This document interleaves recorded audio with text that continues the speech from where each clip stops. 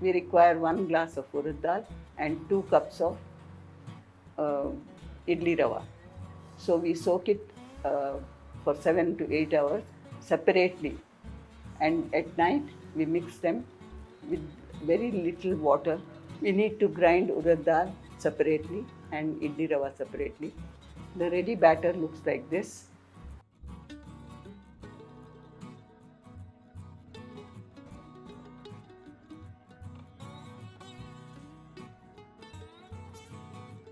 They are normally filled 2/3 or 3/4, not more than that, because likely to rise up. I have filled the donuts now. Now I am going to keep them inside, and for 20 to 25 minutes they have to be steamed, and then they are ready for eating.